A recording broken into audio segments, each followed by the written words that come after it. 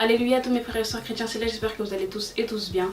Aujourd'hui on se retrouve pour la deuxième partie de mes vidéos sur l'éveil spirituel. Je vous avais dit dans la vidéo que j'ai postée il y a 2 semaines que je comptais faire une série de vidéos comme ça sur l'éveil spirituel, sur la spiritualité africaine et lier un peu la spiritualité africaine à ce qui se passe dans l'église actuellement. Je me suis dit que ce serait intéressant de faire une vidéo sur la réincarnation parce que dans l'église on entend souvent parler de malédiction ancestrale, on entend beaucoup parler des ancêtres, des anciens, etc. Mais on nous a jamais vraiment expliqué pourquoi malgré leur mort, certains esprits, certains ancêtres, etc. continuent de vivre avec nous. Je me suis dit que ce serait intéressant d'en parler à travers cette vidéo et à travers les recherches que j'ai pu faire en dehors de l'église, je me suis dit que ce serait intéressant de poser la question: est-ce que le chrétien céleste croit ou pas en la réincarnation? Donc comme d'habitude, si le thème de la vidéo vous intéresse, je vous invite à regarder la suite.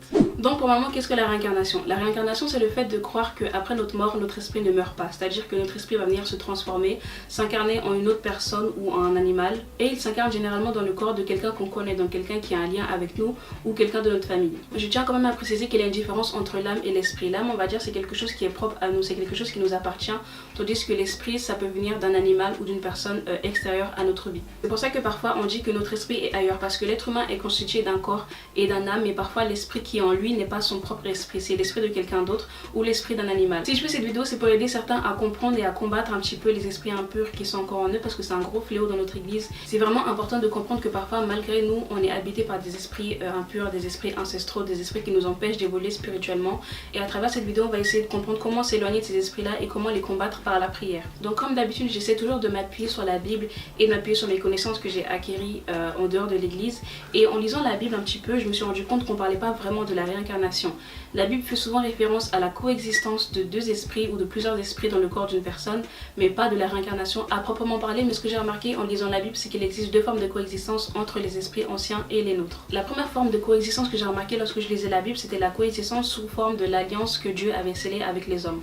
On se rend compte que lorsque Dieu scelle une alliance avec les hommes, même si les héritiers ou les co-héritiers de cette alliance bafouent l'ancienne alliance, Dieu perdure son alliance à jamais. Donc autant ça a été la même chose pour Abraham, Isaac, Jacob et tous leurs descendants, mais ça a également été la même chose pour tous les rois qui ont régné sur Israël et qui ont régné sur Juda.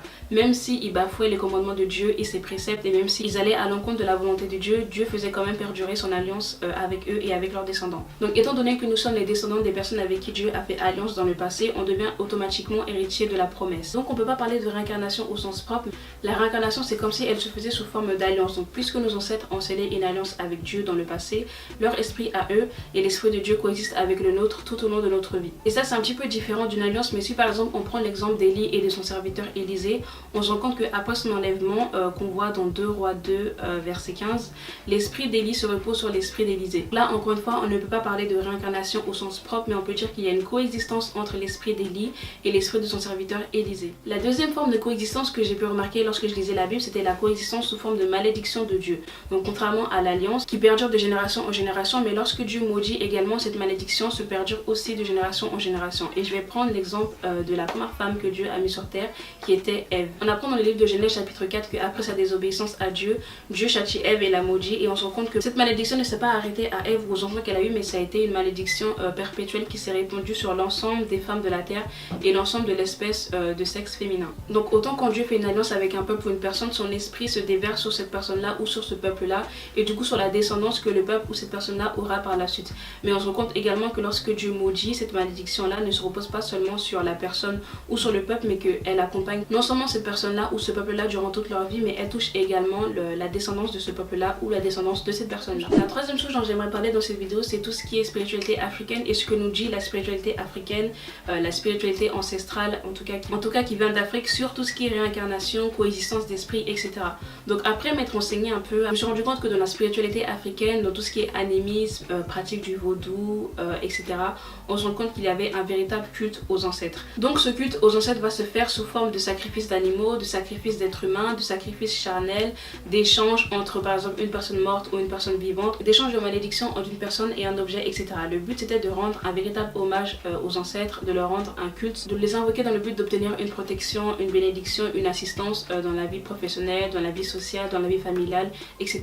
Donc selon certaines traditions, les ancêtres ne mouraient pas d'un point de vue spirituel. Ils mouraient d'un point de vue charnel, mais spirituellement, leurs esprits et leurs âmes assistaient leur descendance tout au long de leur vie. C'est justement en commençant à invoquer les ancêtres, en commençant à invoquer les personnes qui ne sont plus sur la terre, que certains se sont mis à invoquer également les esprits des ténèbres. C'est en commençant à adorer un de ces ancêtres parce qu'il a accompli de grandes choses dans sa vie que certains se sont également mis mis à adorer certaines idoles, certaines statues, les esprits de la forêt, les esprits des eaux, etc. Et c'est comme ça qu'est né par la suite le totémisme. Et c'est justement là l'erreur que certains ont commis en pensant que c'est en adorant les statues de leurs ancêtres, les esprits que leurs ancêtres adoraient, qu'ils allaient obtenir une certaine protection, une certaine assistance de la part d'un être supérieur. Dans le but d'obtenir une certaine miséricorde, une certaine assistance, une certaine protection, certains se sont mis à aller adorer et à aller chercher des esprits qui venaient des ténèbres. Et puisque c'était des pratiques que leurs ancêtres faisaient, puisque ça faisait longtemps que c'était dans leur famille, certains ont continué de génération en génération à invoquer les esprits ténébreux et à invoquer tous les esprits qui ne confessaient pas le nom de Dieu. C'est comme ça que par la suite, les filles de notre génération, les hommes de notre génération à nous, ont encore des problèmes de mari de nuit, de femme de nuit, parce que tout ça vient d'anciennes alliances, d'anciens pactes qui ont été scellés par nos ancêtres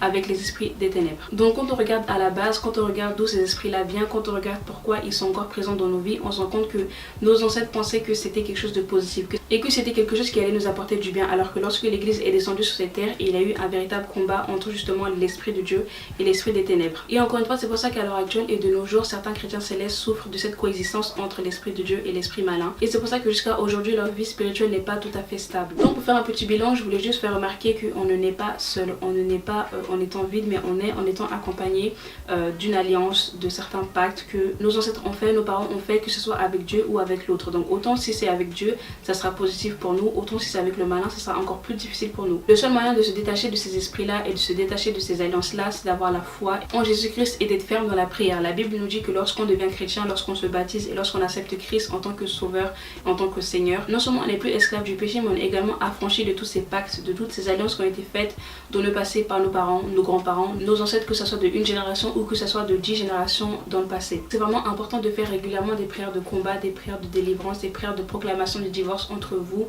entre votre esprit à vous et l'esprit de Dieu qui est en vous et l'esprit des ténèbres, les esprits ancestraux, etc. pour obtenir votre délivrance par la suite. Mais il faut également savoir que si vous faites toutes ces prières-là, si vous faites toutes ces cérémonies-là, mais que vous n'avez pas réellement la foi, que vous n'êtes pas entièrement à Christ et que vous n'avez pas entièrement donné votre vie à Christ, tout ça sera en vain. C'est vraiment important d'avoir une foi ferme et c'est vraiment important de s'abandonner complètement à Christ, de sorte à ce que lui-même combatte ces esprits impurs, ces esprits ancestraux et que lui-même nous accorde la délivrance et la guérison spirituelle. Donc voilà, c'est la fin de cette vidéo, j'espère qu'elle vous a plu. N'hésitez pas à me donner votre point de vue dans les commentaires ou à m'écrire par email comme certains font. Comme prévu, une troisième vidéo arrivera sur l'éveil spirituel d'ici 1 ou 2 semaines. Donc en attendant, je vous fais de gros bisous, que la paix du Christ, que la joie du Christ et que la stabilité de vie vous soit accordée à tous. On se dit à la semaine prochaine pour une nouvelle vidéo. She a good girl gone bad, now she ain't coming back again. Lost in the world.